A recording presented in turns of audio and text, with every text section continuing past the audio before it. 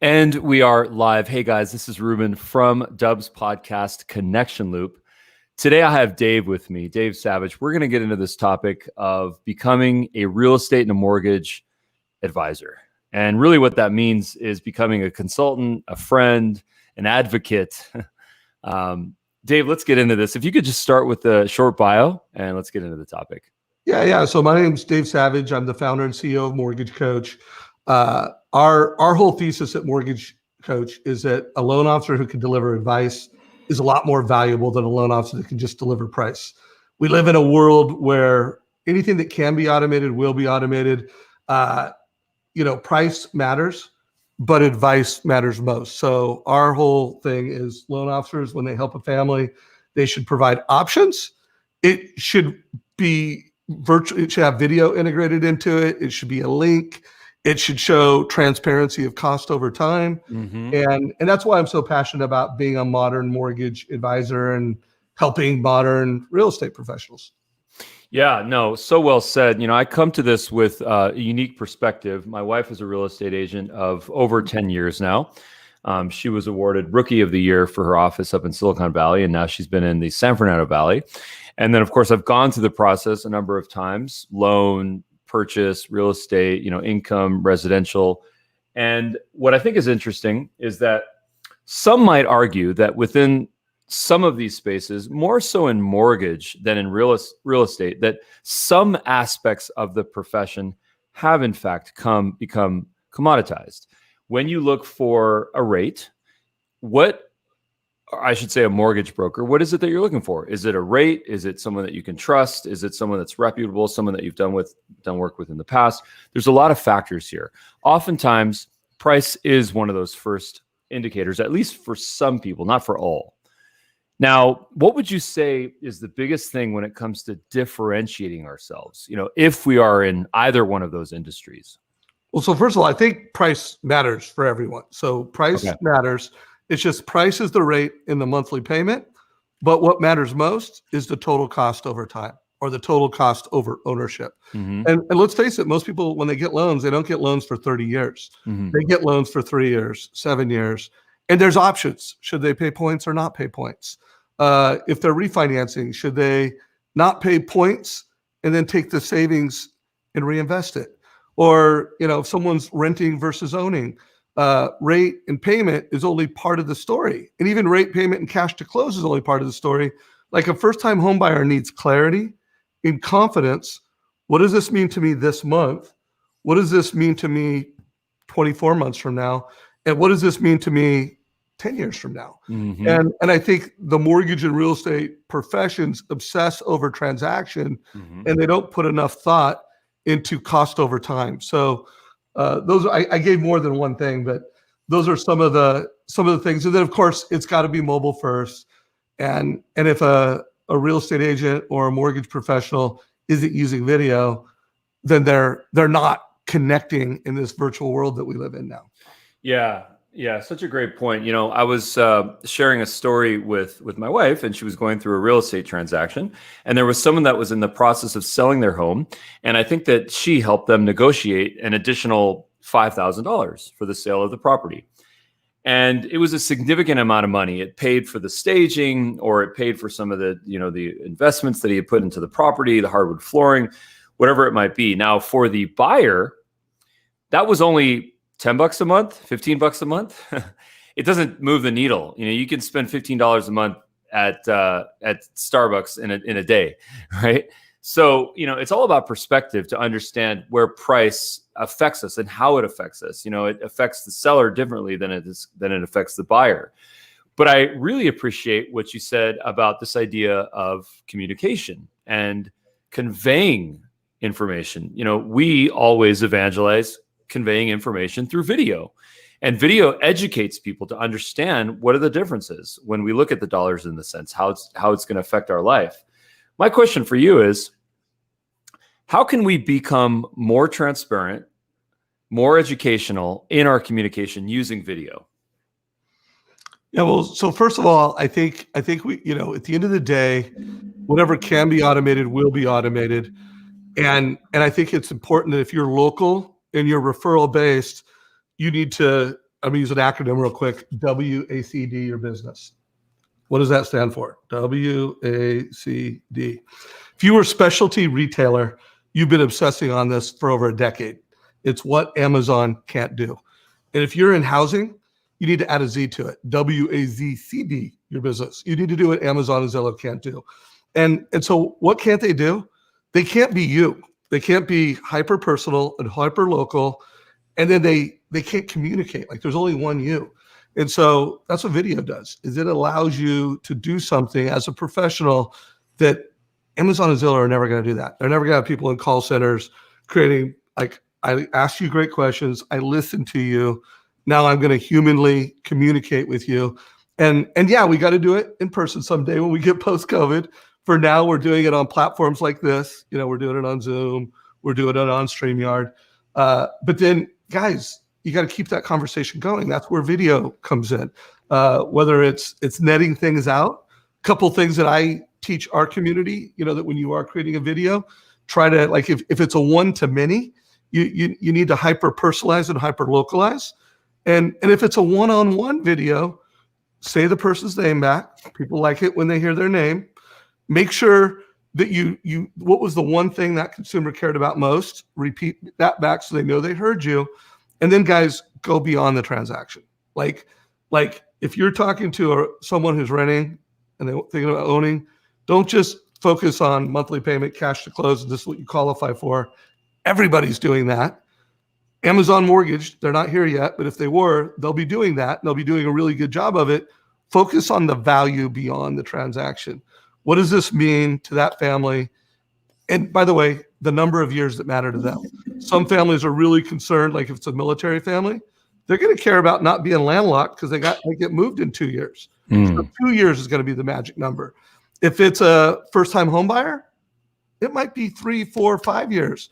If it's someone that's got grade school kids and they want to go to high school here, it's going to be 7 years. So hyper-personalize, hyper-localize, and then go beyond the transaction and use video to net it out. Yeah, you're kicking some serious knowledge here. You know, this idea of we as human beings, we being our most proprietary thing, the one thing that cannot be copied, you know, that parasocial relationship that gets created with both prospects and with our existing clients, it's the best form of marketing out there. I mean, I have done so many reports on this, and every report that I pull, it comes down to this simple idea that connection through human beings and word of mouth marketing are directly correlated. So the more that we build those connections with people, not only do we bring them on as repeat clients, because that's the lowest acquisition cost to get a customer, but also we get their friends to come learn about us, engage with us, and hopefully do business with us. One of the things that frustrates me is when I see marketers or salespeople or advisors that are saying, I need better leads. I need to blast out that email to this new list of 1,000 people, and I need to see if I can whip up some business from this new batch, this new crop. Whereas the entire time, they have an existing network and an existing group of folks that might consider either referring someone or doing business with them. My question for you is, how do we promote more referral marketing?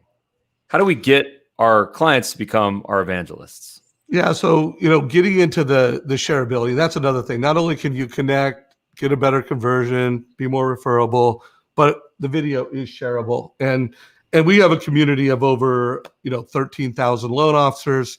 34% of loan officers that close 100 loans a year use our platform, Mortgage Coach. So we've got a real bird's eye view of what are the behaviors. And there are some loan officers that use our platform. Now, again, we don't do what you do. We're not a video platform, but we know how shareable it is. And we know when a video is put on that it literally gets shared 3 times more. And so, like, if you were a loan officer and you forwarded the video to the consumer, you want to speak to the realtor.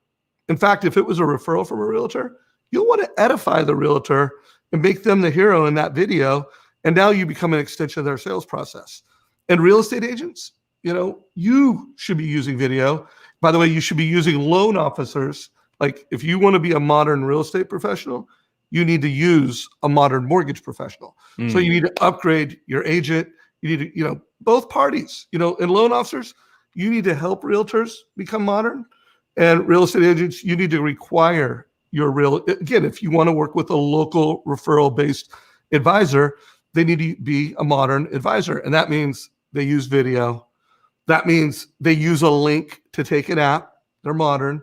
They use a link to give advice. They don't give a PDF that's non-mobile friendly.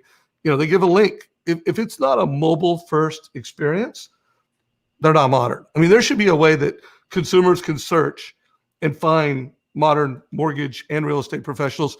And here's the deal, guys. Millennials expect this. They require this. And they will absolutely pick a professional based off of their advisor's ability to understand how that consumer wants to be communicated with, and then leverage these, mobile, video, link. If they can't do that, they'll make decisions based off of that. There's this ancient story of a sparrow, and there was a king that saw this beautiful sparrow with the most gorgeous feathers, colors, and the king decided to capture this sparrow and to keep her for himself. And in realizing that this bird was depressed when it was captured, the king said, well, I want to treat it the way that I would want to be treated. And it gave us the best foods and a wide open space and, pillows and everything it needed. And days went by and the sparrow died. And the moral of the story here is that the king was trying to resuscitate, trying to make the sparrow happy in a way that he would want to become happy. The idea of the golden rule is do unto others as you want to be done to yourself, right? Let's think about that for a second. Does everyone want to receive information in the way that you want to receive it, in the way that I want to receive it? Or do they want to receive it in the way that they want to receive it? And I think what happens sometimes is we get stuck into this mindset where I'm used to doing it this way. Whereas what they want to do, of course, is to receive it that way. And to your point, that's most probably in a mobile first fashion. Yeah, no doubt about it. I'm actually about halfway through this book right now. It's called Hook Point. And the subtitle to it is How to Stand Out in a 3-Second World. And so, by the way, great book, check it out. But he makes the case in this book that there's about 6 different personality types. And how we have to, if you want to stand out in this ADD world where there's a 3-second attention span. By the way, the 3-second attention span came from Facebook's algorithms and how within 3 seconds, they'll either give you, you got engagement in a view or not. And so you really need to stand out with multiple personality types. And guys, in today's world, if you're not using video, you're invisible. And that would be another closing thought is I don't think a local referral-based loan officer or real estate agent's biggest concern is Zillow or call center lenders. Like self-serve buyers, they're going to grow. So they're going to grow market share. But guys, if you're local and you're referral based, your biggest threat are loan officers and realtors that are using video, they're using technology, and they're using media to win. And they're picking up massive market share in today's market. Well, today was the first day of a new nanny. In fact, our first nanny in a year.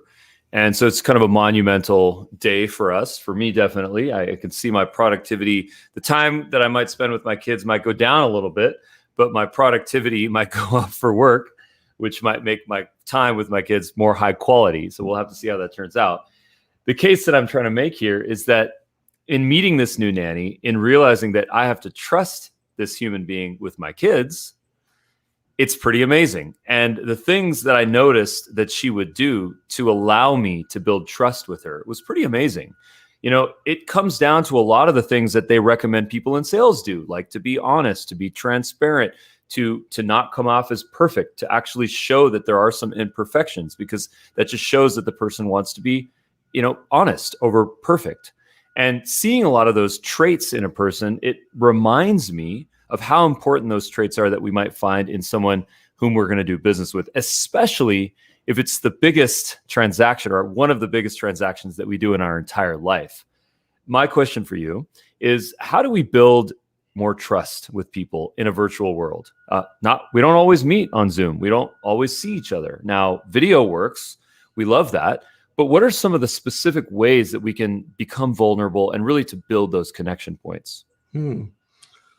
Well, I learned this in an event I went to last year. It was called Amplify, and it's a event in a 2-day workshop to learn to be a better speaker. And I went there to get better at telling the mortgage coach story, at presenting, saying and ah a lot less, which I do a lot.